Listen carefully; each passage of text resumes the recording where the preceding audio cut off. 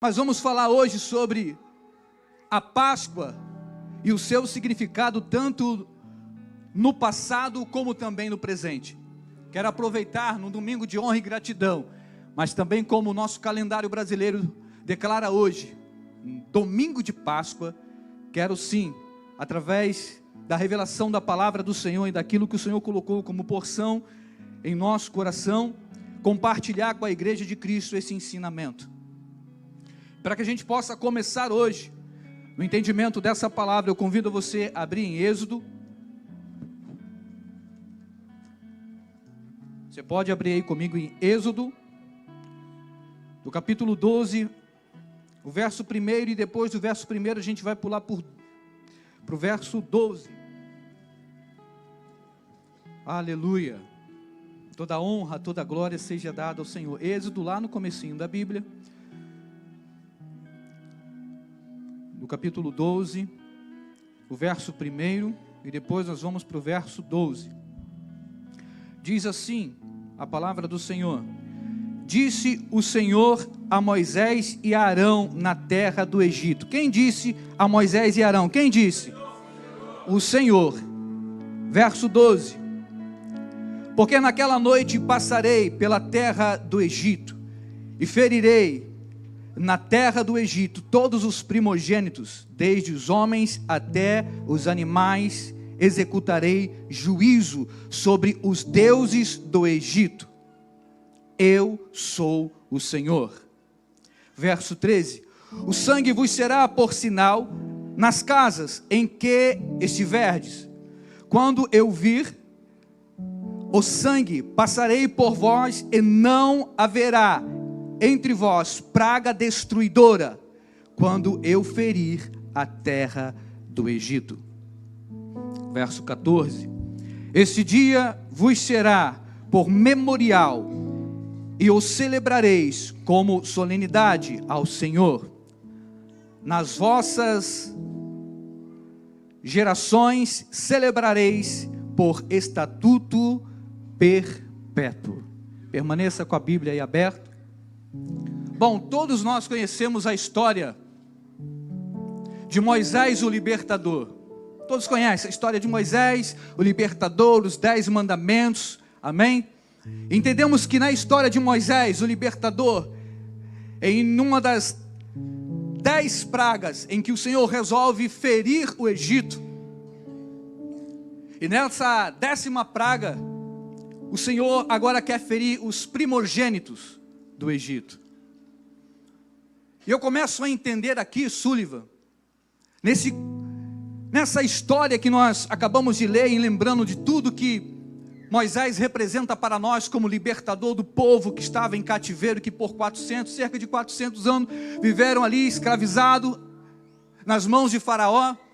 E aí o Senhor Deus prepara um plano. E aí eu começo a meditar e quero refletir com vocês que sempre para vivermos a libertação, sempre Deus vai preparar um plano. Sempre existe um plano de salvação e de libertação para as nossas vidas. Algo que nós precisamos entender hoje, meu sogro deu Clemir, o que nós precisamos entender hoje, é que será que nós estamos dispostos a pagar o preço, pastor Silvio, pelo sacrifício? Porque um plano Deus tem, mas Ele precisa dos seus valentes, como diz a Janaína, dos fiéis, para que o sacrifício seja exercido.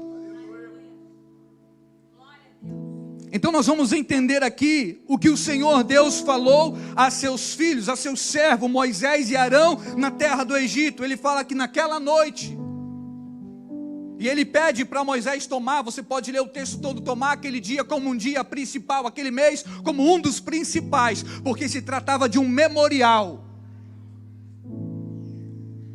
E a Páscoa, ela representa para os judeus uma festa, e ela tem o seu significado.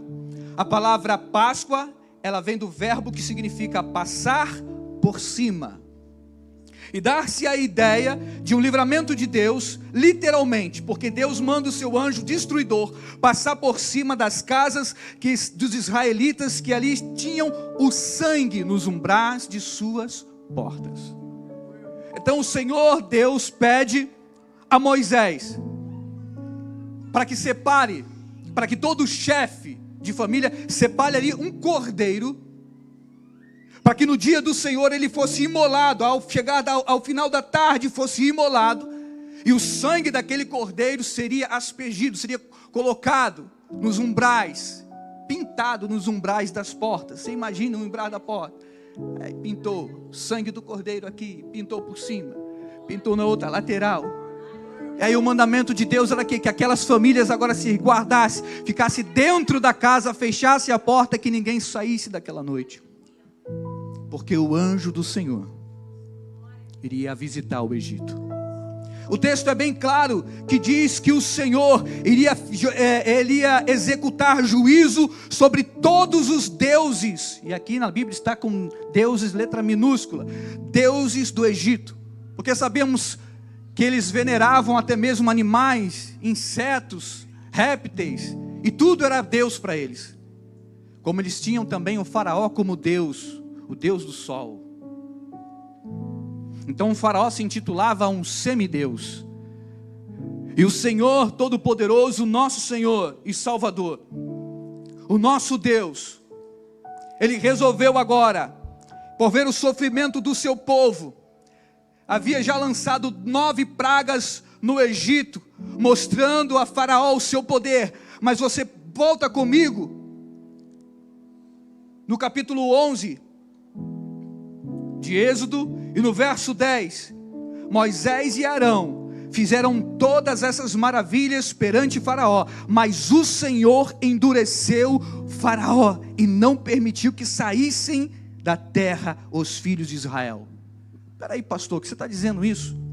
Deus está chamando Moisés como libertador, mas aí 9 pragas são lançadas na terra do Egito, como ação divina de Deus, mas aí o próprio Deus endurece o coração do opressor, para que ele não libere o povo. É isso mesmo que eu estou ouvindo? Sim, é isso mesmo que você está ouvindo,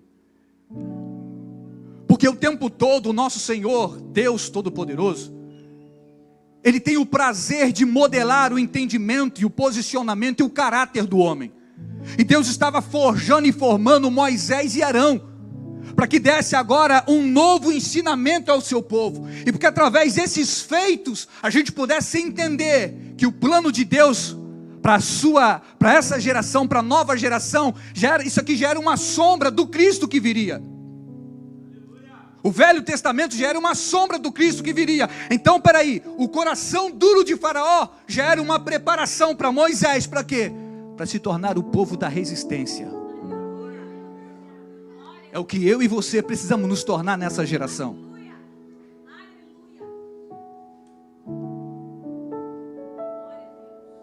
A palavra do Senhor diz lá em Efésios: resistiu o diabo na fé e ele... Não é resistência? Então o Senhor Deus Todo-Poderoso já estava ali ensinando a Moisés: espera aí, endureceu o coração de Faraó, porque eu tenho um plano maior. Eu vou executar juízo sobre a terra do Egito. Deus queria ferir o Egito, e ferir também os deuses que foram demônios, espíritos malignos, entidades malignas, os principados que reinavam sobre aquele lugar, e eram os espíritos opressores sobre o povo de Deus, o povo do Senhor. E o povo clamava por libertação. Não é diferente dos dias de hoje que nós vivemos. Clamamos por libertação, pedimos a Deus que venha acudir a cada um de nós segundo as nossas mazelas, os nossos feitos, aquilo que a gente julga como prioridade. Senhor, eu tenho uma prioridade aqui, olha para mim, Senhor. Não é assim que a gente faz? Não é assim, igreja? Então o Senhor, Ele através desse feito, Ele começa a ensinar os seus filhos, e começa a ensinar a mim e a você, sobre o processo de livramento do Senhor, através do que Ele fez aos egípcios. No êxito do capítulo 12, do verso 14, nós lemos aqui que esse dia ele foi tido como memorial para o povo naquela época. E o povo deveria celebrar isso como estatuto perpétuo. E isso é o motivo de alguns, até o dia de hoje, comemorarem a Páscoa em Jerusalém, porque a Páscoa ela é comemorada ao povo israelita por conta desse livramento, a saída do povo de Israel do Egito. Então nós entendemos que no Antigo Testamento o povo comemora a libertação do Egito. Até aí tudo bem? Todos entenderam? Amém? Muito bem. Mas observe o que está escrito em Mateus, no capítulo 5, do verso 17, que diz: disse Jesus: não vim para revogar a lei ou os profetas, mas sim para cumpri-la. Observe isso, que nós estamos entendendo aqui. Logo nós entendemos o quê? Que a Páscoa, ela anuncia a obra redentora de Jesus Cristo. Sim ou não, igreja? Pois Jesus, ele foi traído, preso, morto, justamente nesse período de Páscoa. Então que nós entendemos que a sombra, esse velho, aquilo que era comemorado no tempo de saída do povo israelita do Egito, agora no tempo de Jesus, nesse tempo em que o povo comemorava Páscoa, ele foi traído, preso e morto. E durante essa celebração em Jerusalém, nós entendemos, estamos trazendo para o dia de hoje, não mais a sombra de um velho, mas sim um sentido para a nova Páscoa em Cristo Jesus. E nós vamos entender que Jesus Cristo hoje, através do seu sacrifício na cruz do Calvário, ele se torna o Cordeiro Pascual. Amém?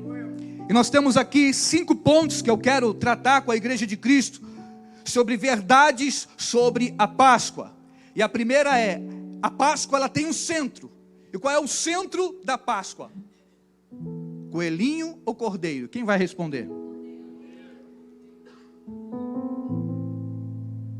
Nós sabemos que a história do coelhinho, embora alguns falem que é por conta da fertilidade e aquela coisa que ele é bonitinho, mas não tem nada a ver.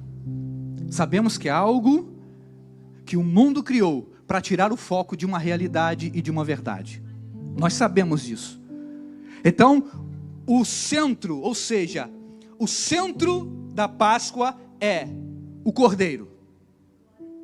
O centro da Páscoa é o Cordeiro. Ainda em Êxodo 21, olha o que diz a palavra do Senhor. Chamou, pois, Moisés a todos os anciãos de Israel e disse-lhes: escolhei e tomai cordeiros, segundo as vossas famílias, e imolai a Páscoa. Então Moisés está dando aqui um direcionamento. Escolhei o que? O cordeiro? Não, é o coelho. Mas pastor, o que a gente faz com o ovinho de Páscoa? Já falei aqui, você pode dar para mim, para o Renan e para a Raquel. A gente vai comer tudinho. Não tem nada, não tem problema você comer ovinho de Páscoa, bombom, chocolate, nada a ver. Mas o sentido qual é? É a cantar a musiquinha: coelhinho da Páscoa que trazes para mim. É bonitinho, né? Ó, viu? Vocês sabem. Mas não tem nada a ver.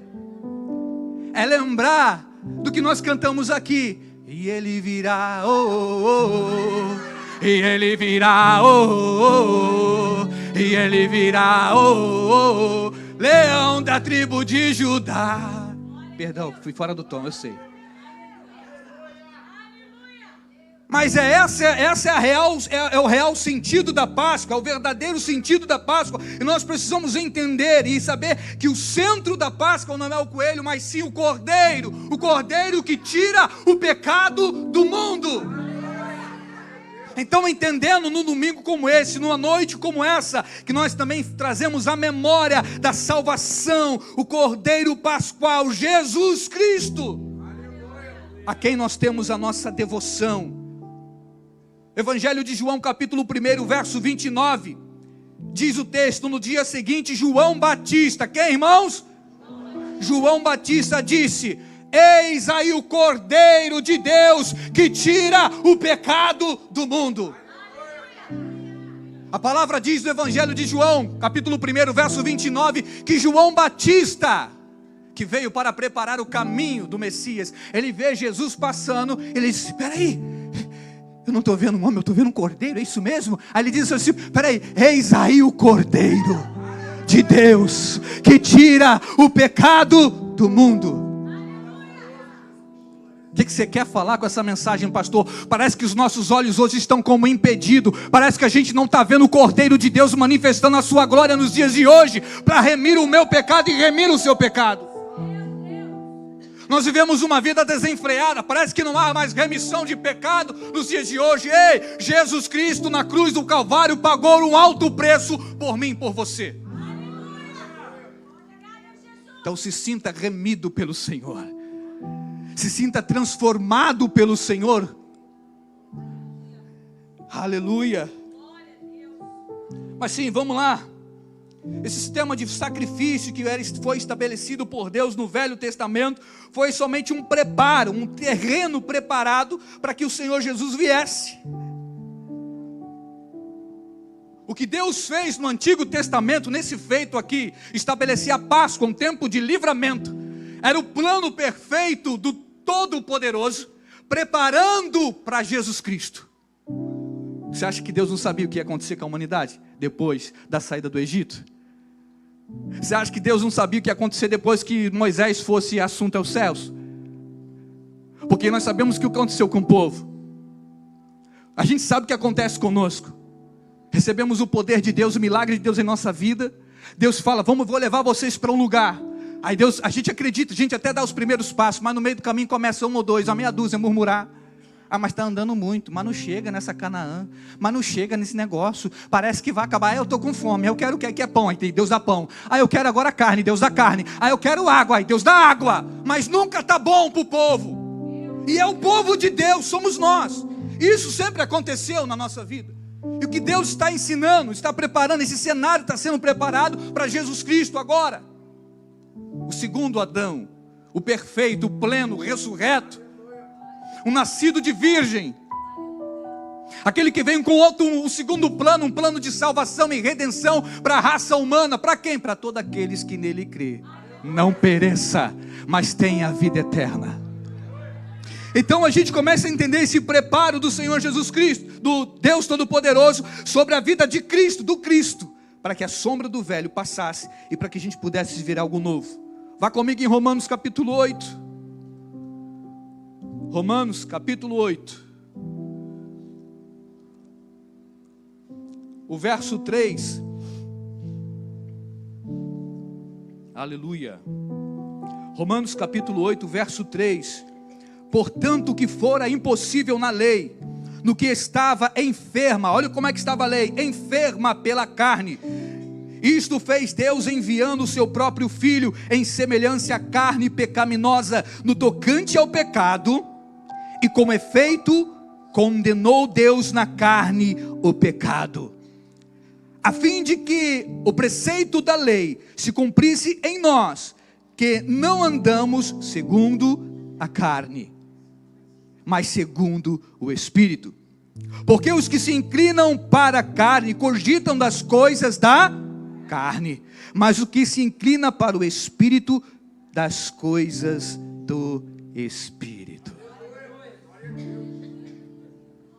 Olha o que Deus Todo-Poderoso fez. Ele, ao ver a inclinação do homem, era a questão da carne.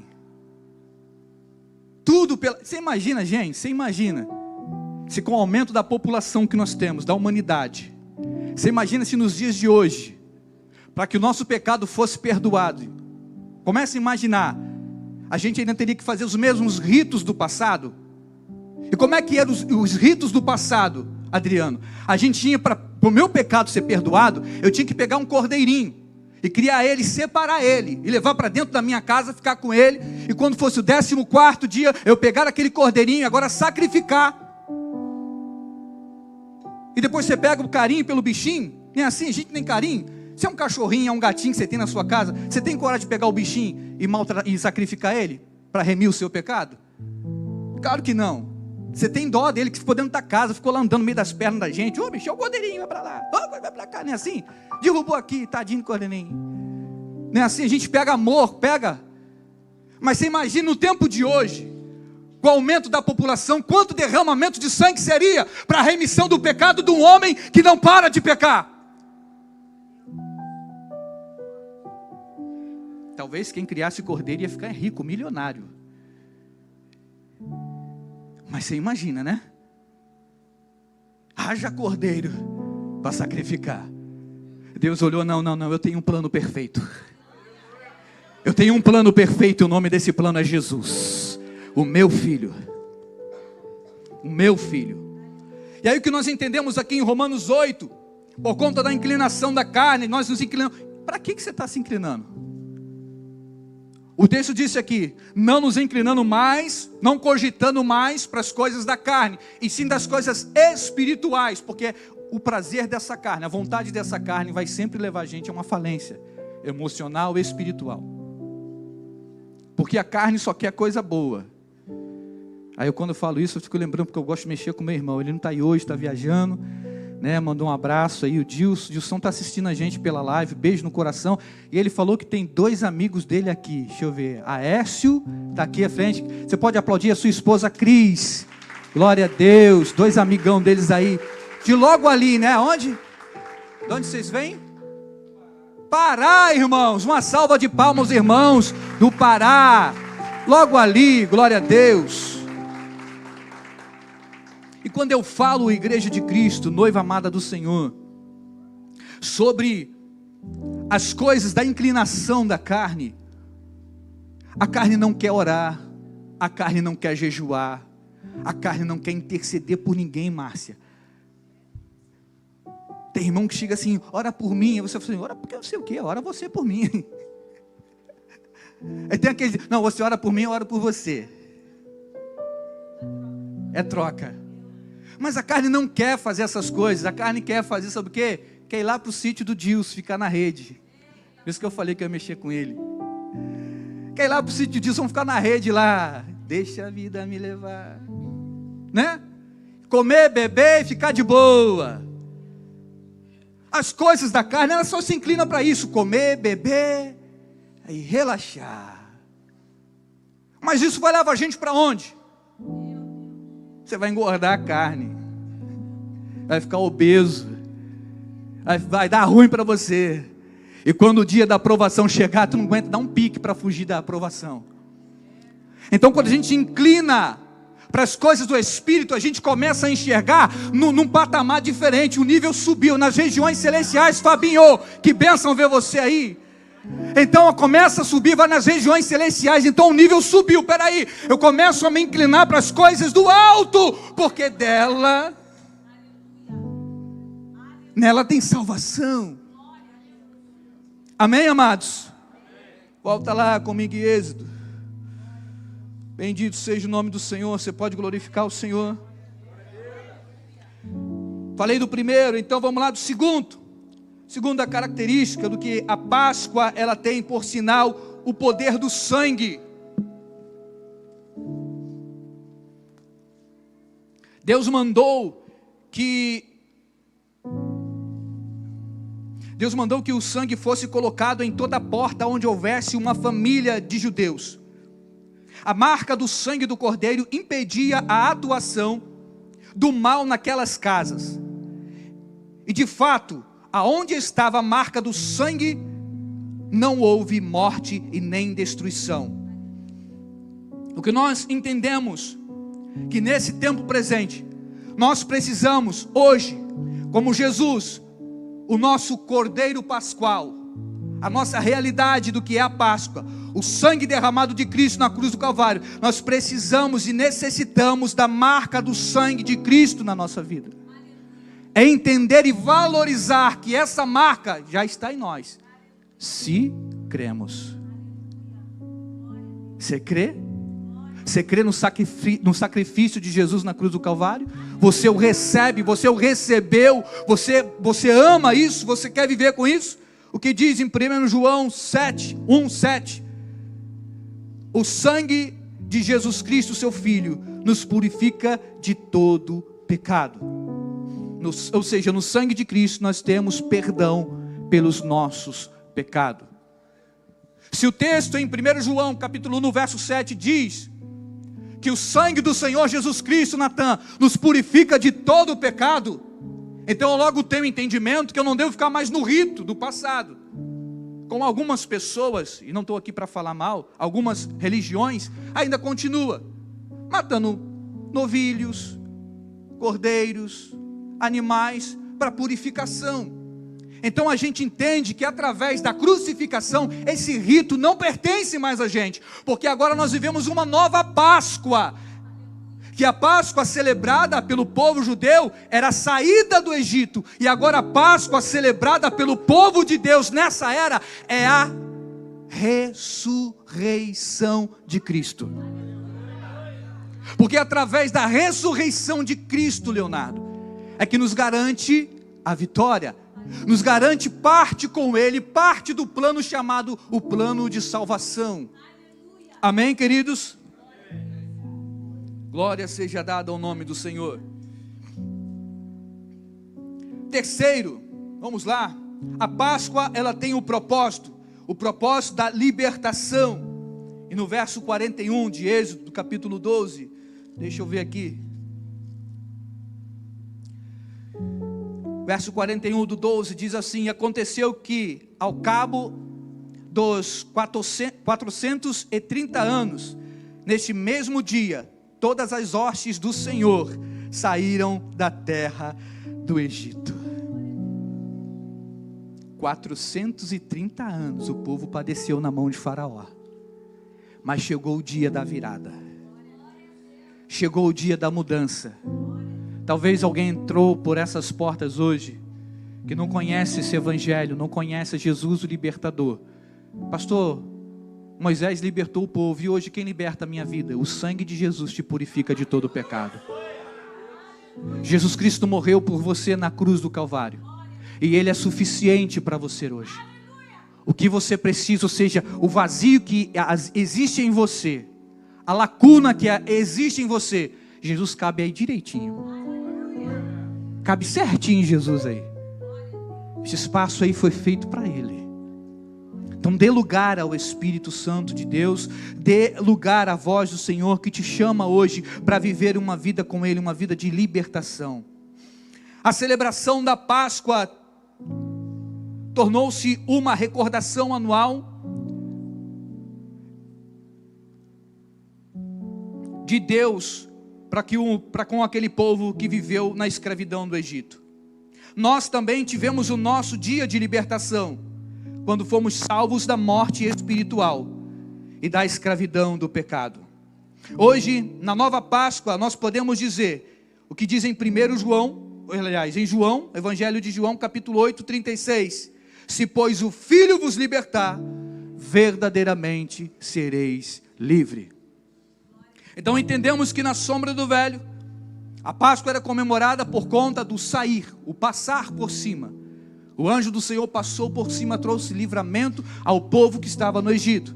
Aí eles comemoram e celebram a Páscoa por conta desse livramento. Jesus foi traído, foi preso, foi morto durante o período da Páscoa. Amém? Todos pegaram isso aí? Então ele agora, por eles passar por esse projeto, por esse processo, ele agora traz para mim e para você um novo entendimento. Jesus agora se torna o Cordeiro Pascual, e ele sim, foi imolado na cruz do Calvário, por amor a mim e a você, sendo ele agora, para mim e para você, e para essa geração, a nossa verdadeira Páscoa.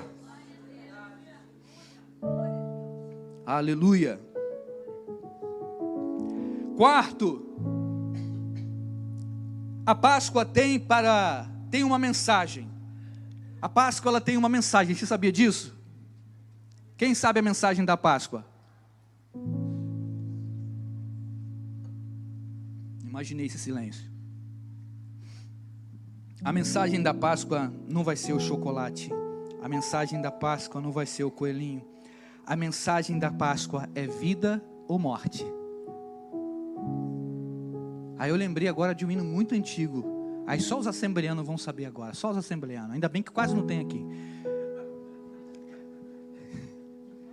Meu amigo, hoje tu tens a escolha, vida ou morte, qual vai aceitar? Amanhã pode ser muito tarde. Hoje Cristo te quer libertar. A mensagem da Páscoa é hoje, é assim. A Páscoa hoje ela traz essa mensagem: vida ou morte. Morte para aqueles que já ouviram essa passagem, compreenderam quem é Jesus, mas pouco crédito deram a Ele. Vida para aqueles que entenderam o propósito do Senhor com os seus filhos, com a humanidade, e se renderam a esse Evangelho, e são obedientes a Cristo Jesus, e seguem o Senhor nos seus princípios e valores sobre a humanidade. Apocalipse capítulo 22, o verso 14: bem-aventurados são aqueles que lavaram as suas vestiduras no sangue do Cordeiro, para que lhes assista o direito da árvore da vida e entrem na cidade pelas portas. Olha o que está escrito na revelação de João em Apocalipse. Olha o que ele está dizendo: bem-aventurados são aqueles que lavaram suas vestiduras no sangue do Cordeiro. O que quer dizer isso? O que esse texto quer dizer? Bem-aventurado sou eu e você, que sabemos que a vida nos afligiu, oprimiu, nos torturou, e por não conhecer quem era Jesus Cristo, andávamos tortos e embriagados no mundo, sem saber para onde ir, esquerda ou direita, não sabia. Mas aí um dia, nós ouvimos a voz, nós ouvimos o som, nós ouvimos alguém proferir: Jesus, Jesus, Salvador, sim, Salvador, me apresenta a Ele, eu quero Ele, Ele pode fazer o que por mim?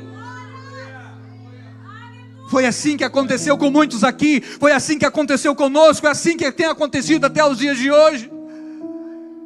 E essa passagem quer dizer: bem-aventurados sois vós que tem lavado as suas vestes no sangue do Cordeiro. E hoje eu pergunto a você, se a dor e a mágoa e a tortura da vida tem paralisado você e o dom de Deus e o ministério do Senhor em sua vida, hoje é a noite de você lavar suas vestes no sangue do Cordeiro.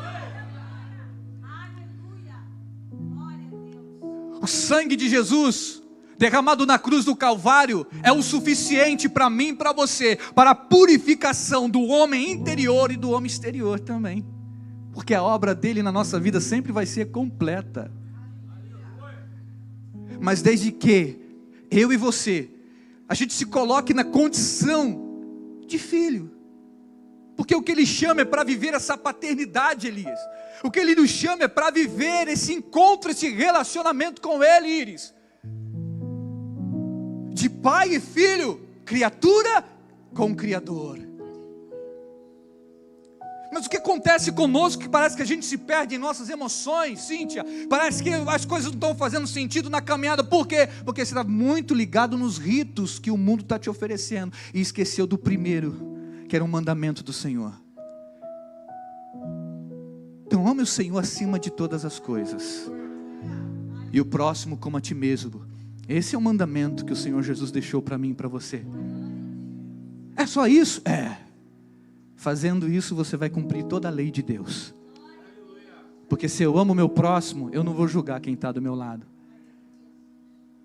O Allen não gosta de mim. Posso brincar com você? Posso?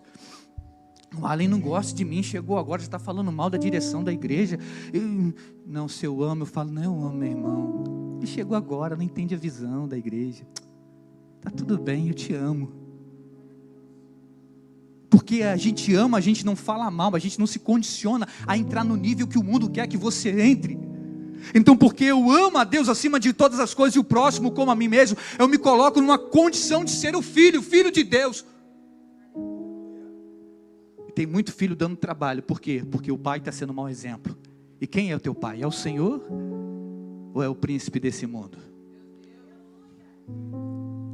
Como tem pais carnais também aí dando um mau exemplo. Está na hora de rever alguns conceitos na igreja. Está na hora de rever alguns valores, para que a gente não perca nada dentro da nossa casa e muito menos debaixo do nosso nariz. Aleluia, você pode glorificar o Senhor. Bendito seja o nome do Senhor. Então, que você possa estar debaixo do sangue do Cordeiro, que é Jesus Cristo, com a garantia de uma vida eterna através do sacrifício na cruz do Calvário. Quinto ponto a ressaltar para vocês: a Páscoa tem o propósito memorial de celebração. O verso 14 de Êxodo. O verso 14 de Êxodo, capítulo 12, diz muito bem sobre isso. Diz assim: este dia vos será por memorial e o celebrareis como solenidade ao Senhor. E nas vossas gerações, o celebrareis por estatuto perpétuo. Olha só o que o Senhor está dizendo. Então, a Páscoa, ela tem um propósito memorial de celebração, como disse aqui o verso 14. Então hoje nós não precisamos mais matar um cordeiro, como foi dito aqui, para que Cristo venha perdoar os nossos pecados, para que o Senhor perdoe os nossos pecados. Hoje não é mais necessário ninguém matar cordeiro para que seu pecado seja perdoado. Por quê? Porque Cristo, Jesus Cristo, Ele sim foi o nosso cordeiro. E o sangue que Ele derramou na cruz do Calvário nos remiu, nos limpou, nos lavou, nos transportou. Então, de uma vez por todas, Hebreus 10:10 também fala sobre isso. Nós não precisamos mais comemorar a libertação do Egito, mas nós precisamos agora entender que nós somos resgatados do império das trevas para viver no reino de luz do Filho do seu amor. Em Colossenses capítulo 7, o verso 73 e 74 vai dizer sobre isso: Ele nos libertou do império das trevas e nos transportou para o reino do Filho do seu amor, no qual temos redenção e a remissão dos pecados. Quem fez isso por nós? Quem fez isso por nós, igreja? Jesus, o Cordeiro Pascual. Jesus Cristo. Então o que nós precisamos entender como ensinamento nessa noite? Entender o quê? Pastor, vou deixar de comer chocolate? Não, você pode comer chocolate, mas tem entendimento. Tome cuidado que chocolate demais também atrapalha a sua vida. Pode gerar um mal aí. Amém? Agora, precisa entender aquilo que o Senhor está apontando. A Páscoa é o quê? A Páscoa é a redenção de Jesus. É a salvação, é o que transporta a gente para um reino novo. Um reino de luz, que nos tirou do império das trevas para viver na luz. O sacrifício de Jesus, esse Cordeiro Pascual, nos traz salvação hoje e libertação através do seu nome. Você pode glorificar o Senhor? Glória a Jesus. Sexto, em Jesus ocorre uma nova Páscoa, e nós a chamamos de a ceia do Senhor. Já alguns costumam dizer a Santa Ceia, aí vai de cada denominação. Nós aqui, como em Honrara, falamos a ceia do Senhor. Então Jesus realiza um dos feitos mais extraordinários, a nova Páscoa, que é a passagem da morte para a vida eterna a partir da ressurreição de Jesus. Você entendeu isso? Eu vou repetir para vocês. Jesus realiza o feito mais extraordinário, que é a nova Páscoa, que é a passagem da morte para a vida eterna a partir da ressurreição do Senhor Jesus. Todos entenderam isso? Então a Páscoa para nós agora, nós não comemoramos somente nessa data que o nosso calendário marca, mas nós comemoramos a cada culto de ceia. Todo culto de ceia do Senhor, nós celebramos a Páscoa do Senhor, que é um ato memorável. Nós lembramos o que? Da ressurreição de Jesus e da passagem agora, que nós éramos trevas e agora andamos na luz. Cogitávamos das coisas da carne, mas agora nós queremos ver o que? No Espírito. Deu para entender, igreja? Deu para entender? A nova Páscoa, ela é celebrada na ceia, e o nosso Senhor e Salvador Jesus Cristo nos instruiu a ceia do Senhor durante a festa da Páscoa. Olha só como Ele nos instruiu a viver esse momento. durante a Páscoa, o que ele fez?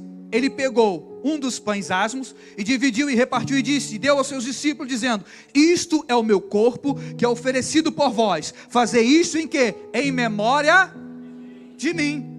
Então ele prova, ele mostra aqui que é um memorial. Então no momento de Páscoa, em que Jesus está prestes a ser traído, prestes a ser entregue, prestes a morrer, ele faz esse momento de ceia, ele pega do pão, os pães asmos, ele parte e divide aos seus discípulos e diz, isto é o meu corpo, que é partido por vós, fazer isto em memória de mim. E logo em seguida o que ele faz? Ele pega também o cálice, e ele divide o cálice com seus discípulos e fala, esse cálice é a nova aliança do meu sangue, fazer isso todas as vezes que reunides em memória. Estamos vivendo a nova aliança, sim ou não? Sim. Estamos vivendo a nova Páscoa, sim ou não? E qual é o centro da Páscoa agora? Vocês entenderam? O Cordeiro de Deus. Qual é o centro da Páscoa, irmãos? Que tira o pecado do mundo. Essa é a nossa verdadeira Páscoa. E nós concluímos aqui o sermão da Páscoa, o entendimento da Páscoa, dizendo que em 1 Pedro capítulo 1, 18 e 21, diz assim, sabendo que não foi mediante coisas corruptíveis, como prata ou ouro, que fostes resgatado do vosso fútil procedimento, que vossos pais vos legaram, mas pelo precioso sangue, como de cordeiro, sem defeito, sem mácula, o sangue de Cristo, conhecido como é feito antes da fundação do mundo, porém manifestado no fim dos tempos, por amor de vós. Olha quanto amor de Deus pela minha vida e pela sua vida. Olha o precioso sangue de Jesus e o poder que Ele faz sobre minha vida e sobre a sua vida.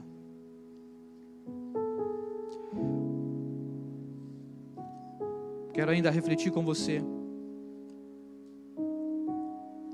E quero terminar esse entendimento sobre o que é a Páscoa do Senhor Jesus. Em 1 João,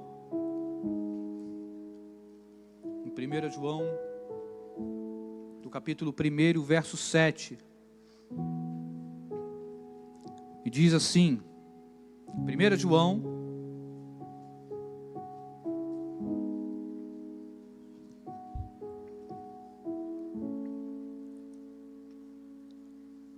capítulo 1, verso 7, se porém andarmos na luz, como Ele está na luz, mantemo-nos comunhão uns com os outros, e o sangue de Jesus, seu Filho, nos purifica de todo o pecado.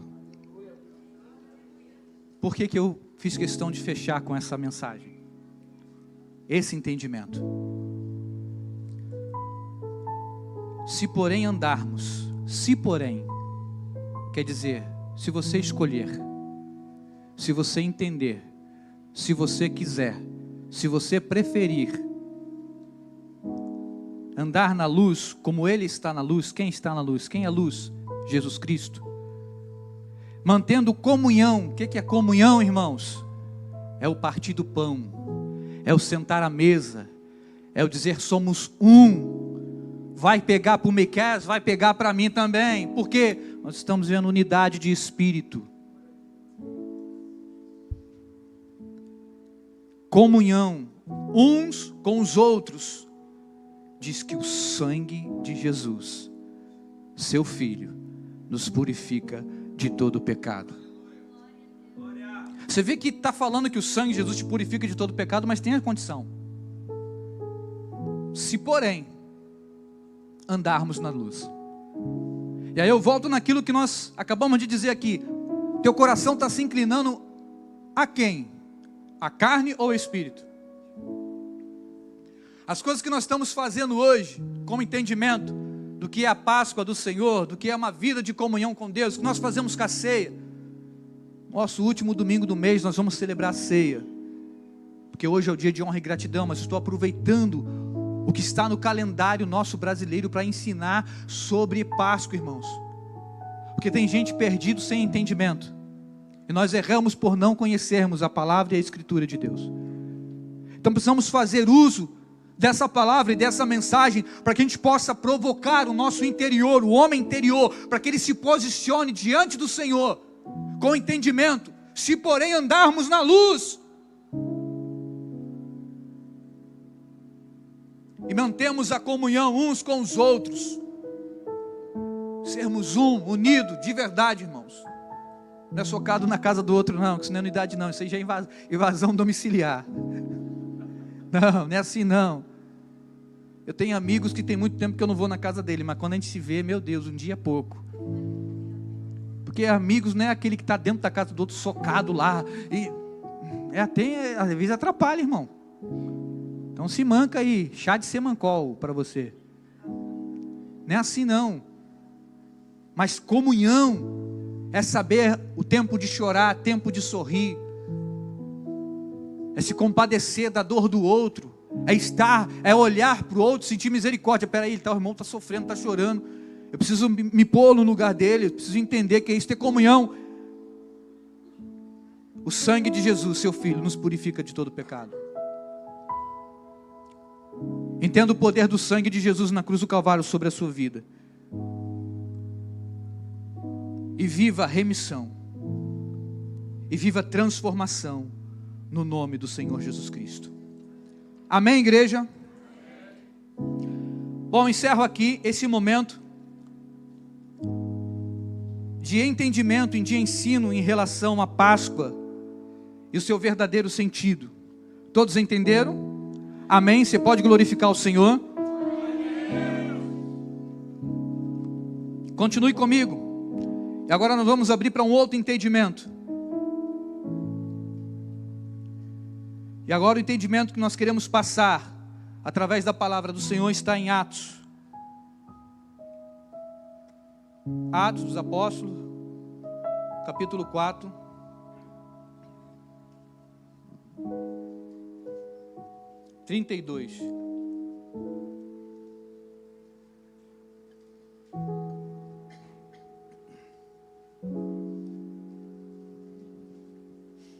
Atos dos Apóstolos 34, Atos dos Apóstolos, capítulo 4, verso 32. Nós vamos falar sobre a comunidade cristã. Nós vamos falar de como se comportavam os nossos irmãos no passado.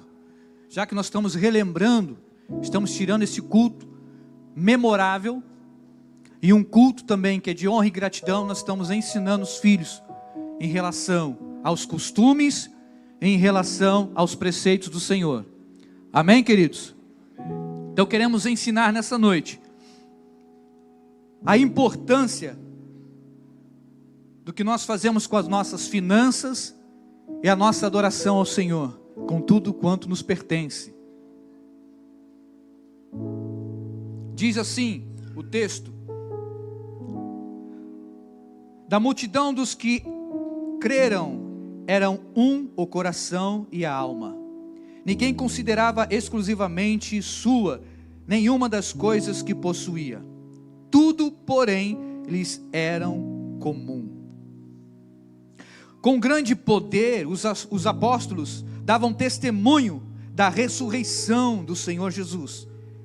E em todos eles haviam abundante graça. Eu quero voltar aqui no primeiro verso aqui, só para meditar com vocês. Eram um o coração e a alma. Ninguém considerava exclusivamente sua nenhuma das coisas que possuía. Tudo, porém, era comum entre eles. Ou seja, não tinha apego, não havia avareza. Verso 33 fala que em todos eles haviam abundante graça, o favor do Senhor. O 34,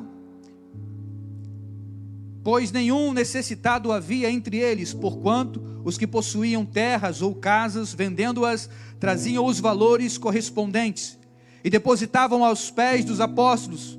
Então se distribuía a qualquer um à medida em que alguém tinha necessidade. Agora eu quero a atenção da igreja. No 36, observe, a epígrafe fala sobre a oferta de Barnabé. Mas o nome desse homem era José. José, a quem os apóstolos deram o sobrenome de Barnabé, que quer dizer filho da exortação, levita, natural de Chipre. Filho da exortação, em outras traduções, quer dizer filho da consolação, filho do encorajamento. O verso 37 diz da oferta de Barnabé: como tivera esse homem um campo, vendendo-o trouxe o preço desse campo e depositou aos pés dos apóstolos. Amém, queridos?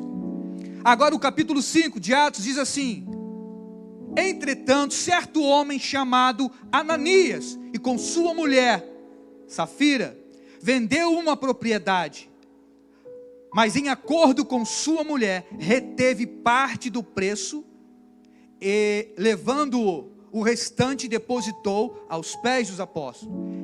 Verso 3, então disse Pedro a Ananias: por que encheu Satanás o teu coração, para que mentisse ao Espírito Santo, reservando parte do valor do campo?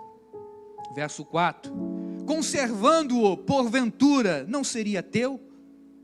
E vendendo não estaria o valor a teu poder? Como, pois, assentaste no coração este desígnio? Não mentistes aos homens, mas a Deus.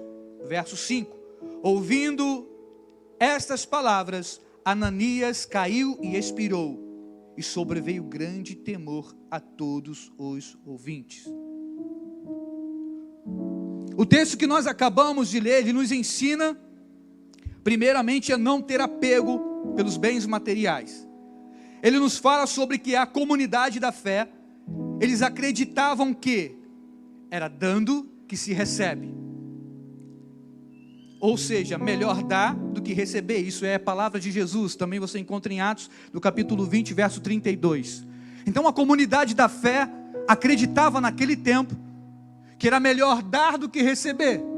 Então havia um senso entre eles, entre que os que recebiam, os que eram mais ricos, os cristãos mais ricos, os que tinham grandes posses, eram bem-sucedidos, eles vendiam suas casas, suas terras, e traziam o valor, o dinheiro, e eles usavam de comum acordo entre todos, beneficiando aqueles que eram mais pobres, e fazia parte daquela irmandade. Então o que o capítulo está nos ensinando aqui, de Atos 4 e 5, está nos ensinando que naquele tempo, os nossos irmãos no passado, havia tudo em comum, não havia apego no que é meu, no que é do outro, não havia apego. Eles não se apegavam, eles tinham prazer de ofertar, de fazer ver com que o outro irmão estivesse bem como ele estava bem. Agora observe que o texto fala também da oferta de Barnabé, um homem que ganha um certo destaque. Barnabé ganha um certo destaque, um prestígio entre os seus companheiros, entre os seus irmãos. Por quê? Por conta do seu compromisso e o seu comportamento com essa comunidade da fé. Amém, igreja? Então, dentro dessa comunidade da fé, Barnabé, ele é visto diferente, porque ele tem um compromisso e ele tem um comportamento diferente. E ele tem o comportamento dele é tão diferente, a forma de ele caminhar com os apóstolos é diferente, ao ponto dos próprios apóstolos dar ele como um sobrenome, Barnabé, que quer dizer filho da exortação, em outras traduções, filho da consolação, filho do encorajamento. Então Barnabé encorajava seus irmãos com os seus feitos. A gente entende que o nome encorajamento não era à toa, era um homem que encorajava aos outros a não ter apego. Amém, igreja? Aí aparece um segundo personagem, e o nome dele é Ananias, e esse também se destaca. Por quê? Porque ele é um homem que retém uma parte de dinheiro. Qual era o problema, pastor, ele reteu o dinheiro? Nenhuma, o dinheiro era dele, ele podia fazer o que ele queria. Porém, a parte negativa É porque na comunidade da fé havia um acordo em quem tinha posse favorecia o que menos tinha. Está pegando a visão, igreja? Então, se havia um acordo na comunidade, e no meio da comunidade, um que se era bem visto, está ensinando, e chega outro que tem posse, mas ele vem com segundas intenções, é semente de Satanás. É ação maligna. E a gente vê isso na igreja, a gente vê isso nesse tempo, irmãos. A gente levanta uma campanha para fazer alguma coisa, não, para que ele vai fazer isso? Preciso disso não, e não vou dar não. Mas não é para mim, é para a igreja, é para o corpo de Cristo, na comunidade da fé tudo é comum. Tudo que nós vivemos em crescimento não é favor para mim, é favor para nós. Se trata da vida da igreja. Então é disso que o texto está falando. A comunidade da fé caminhava junto, todos tinham o mesmo pensamento e entendimento. Então não havia esse espírito de avareza que parece, irmãos, quando vai falar de dinheiro, e parece que tu abre a carteira, aquela nota parece que fala mais alto. Não me pega não, não me pega não. A nota de 100 fala com você, irmãos. Pega de R$2, mas não me pega. A nota fala. Nunca falou com você não? Já falou comigo. Não me pega não, hoje não. É apego às coisas, sabe? Quem te dá tudo isso, quem te supre, quem é a força que te faz ficar de pé, que te faz ir trabalhar, que te cura, que te liberta, para quem você orou, para te dar um emprego, para quem você orou, para que nunca faltasse nada em sua casa. Mas na hora de ofertar, na hora de ser justo, adorar, não me pega. Negligente, Ananias, oferta de Ananias, por quê? Pela metade. É oferta de Ananias, por quê? Porque não foi inteiro. O coração não está na obra. Pastor, eu tenho parte contigo. Mentiroso, não tem parte comigo, nem com Deus. Porque é negligente naquilo, no quilo da casa do Senhor. Pastor, estou precisando da cesta básica. Aí chega assim, a gente tem cesta básica para quem está precisando. Graças a Deus, a família da comunidade da fé trabalha para isso. Mas ele que pega a cesta básica, nem do quilo que ele pegou, ele não dizima. Para o outro. Vou receber da cesta básica, vou tirar de 1 quilo aqui para ajudar o outro. Por quê? É a comunidade da fé, eu estou gerando em outro. É entendimento. Eu estou bem, mas eu preciso fazer com que outros estejam bem. Porque só para mim é bom. Só para mim é bom. E para os meus irmãos não? Não é isso que Deus está falando no texto. Não é isso que a palavra está nos ensinando aqui. Então se é bom para mim, precisa ser bom para todo mundo. Nós precisamos estar, a comunidade da fé tem que andar junto. O ato de ofertar aos pés dos apóstolos era um ato de consagração. Esse ato de ofertar aos pés, no tempo de Atos dos Apóstolos, aquele ali era um momento de consagração a Deus. Tanto é que Pedro, irmão, quem revelou a Pedro isso, irmãos? Que Ananias estava mentindo. A pessoa do Espírito Santo, o texto é bem claro. Eu vou ler para você. Então disse Pedro a Ananias: por que encheu Satanás o teu coração? Olha que ele está falando Satanás. Ele não está falando, por que tranca a rua, Zé Pilintra? Não, ele falou, Satanás encheu o teu coração. Por que Satanás? Porque quem gosta de iludir? Quem gosta de corromper? Quem foi que desceu trazendo do céu a terça parte dos anjos? Quem é o corrupto? Quem é o pai da mentira? É esse indivíduo aí, Satanás. E aí Pedro, com o Espírito Santo, cheio do Espírito Santo, fala: por que Satanás encheu o teu coração? Para que mentisse ao Espírito Santo. Pedro está revelando a pessoa do Espírito Santo. O texto é bem claro. Reservando parte o valor do campo, conservando esse campo, porventura não era teu? Pedro está dizendo para ele: eu te pedi alguma coisa? Por que tu foi querer imitar a oferta de Barnabé, Ananias? Por que tu foi querer entrar numa situação que tu não é capaz de ser inteiro?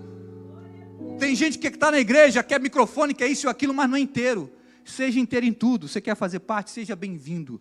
Tem muita coisa para você viver aqui com a gente. Seja bem-vindo, mas seja inteiro, não venha pela metade. Venha por inteiro para Jesus. Que isso, pastor? Está apelando? Não, estou falando a palavra, estou ensinando. Se eu não ensinar, serei cobrado pelo Espírito de Deus. É negligência minha, é ensinamento para a igreja hoje. Então hoje é o único culto que nós pegamos firme sobre oferta e dízimo. Amém, igreja? Então coma dessa comida aí. Coma dessa comida aí. Porque nunca o Senhor vai me cobrar. Fosse negligente, não pregasse a palavra. Não preguei, Senhor. Aí eu lavo minhas mãos. E agora é tua consciência, é você e Deus. Então o que Pedro está falando, porventura conservando o campo não era teu, e se você tivesse vendido também, o dinheiro não é teu? Mas por que você vem aqui pela metade? Por que você vem aqui fazendo isso? Assentou no coração, sabe por quê? Pedro está falando, porque assentou no teu coração. Pior de tudo, irmãos, é porque Ananias vai até a sua mulher, vendendo, viu o dinheiro falou. Lembra da carteira que eu disse? Quando ele viu, vendeu aquele terreno todo, o dinheiro falou, era muito dinheiro. Era isso tudo, nem sabia que valia tanto esse terreno. O dinheiro falou para ele. A cobiça, a ambição, a avareza, tudo, veio tudo, todos os espíritos malignos. Mamon se apresentou ali para ele.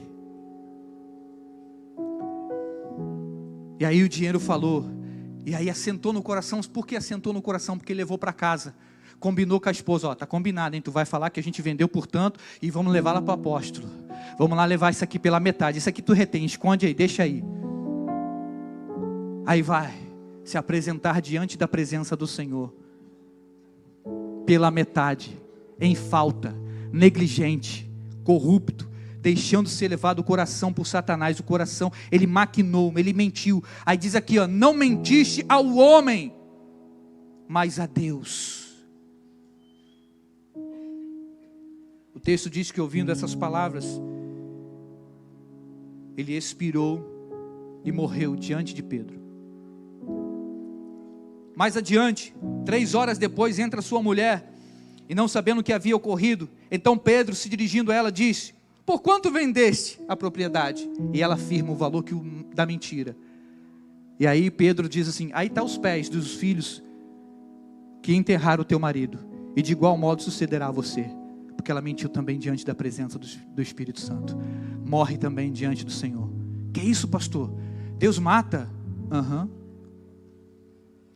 Deus mata. Estou falando isso para amedrontar você, porque tem gente que ainda hoje, Deus não está usando dessa forma como no Antigo Testamento. Mas tem muita gente morta aqui, ó. E morta aqui, ó. Mortos vivos, ambulantes, zumbis sobre a terra. Não tem amor, só tem apego por coisas que são passageiras. E a Bíblia nos ensina a juntar tesouros nos céus, onde a traça, o ferrugem não corrói. Nós precisamos entender que o nosso tesouro, a bênção maior está no céu, o galardão está no céu, o que a terra pode te dar para te salvar. O ouro dessa terra é poderoso, irmãos, não é? Vale muito ouro, não vale? Quem quer uma pedra de ouro? Se fosse desse tamanho, uma pepita de ouro, meu irmão, a gente ia sair no tapa aqui por ela. Né, irmãos? Mas sabe que lá no céu, diz em Apocalipse que as ruas são de ouro. Eu piso no ouro. Então tu fica lutando por coisa perecível, se no céu tem coisa melhor. Fica se apegando a coisas da terra e não vive na comunidade da fé, como é escrito pela palavra do Senhor. Viva com entendimento na comunidade da fé. O que está reservado para você é superior. Não tenha apego às coisas desse mundo que são passageiras. Durante o tempo da Covid, irmãos, eu tive o prazer de fazer velórios e enterro, e tanto de pessoas pobres como pessoa rica. E pasme, o choro pior é das pessoas ricas, porque o dinheiro não comprou a vida daquele homem. Dinheiro nenhum pôde pagar o melhor plano de saúde, enquanto eu via pessoas pobres louvando a Deus, cantando, porque Ele vive, posso crer no amanhã, porque Ele vive, temor não há. Pessoas que não se apegam aos bens materiais, pessoas que se apegam à fé em Cristo Jesus. Aonde está teu coração, ali está o teu tesouro. Aonde está o teu coração, ali está o teu tesouro. Que isso, pastor? É verdade? Então, se você não consegue ser inteiro em adoração, o que atrapalhou Ananias, o erro de Ananias não foi só esconder parte do dinheiro, e sim o não ser inteiro na consagração. Ele não foi inteiro perante o Senhor, ele não compareceu diante, não era Pedro, era o Espírito Santo de Deus ali, porque havia um acordo na congregação, nós vamos repartir o pão, não vai haver necessitado. Agora quando vem no meio, quem é que gosta de vir pelo meio? Quem é que gosta de vir no meio da reunião dos filhos? É Satanás. Lá em Jó você vê, abre lá no livro de Jó, na reunião dos filhos de Deus, a reunião é nos céus, Deus está fazendo a reunião com seus filhos. Aí aparece quem? Satanás. O que ele diz? De onde vem Satanás? De rodear e passear pela terra.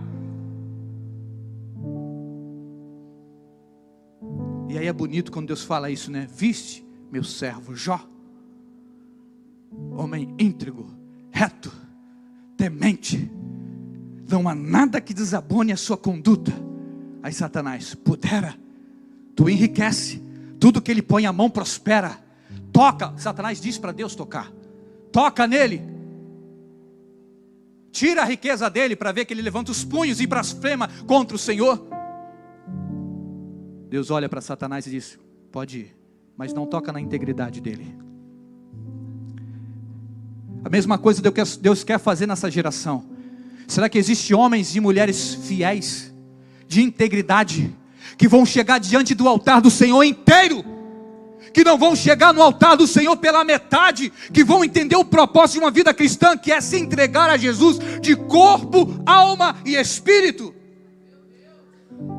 E a nossa maior luta aqui, pastor Silvio, diaconisa Márcia, é essa entrega.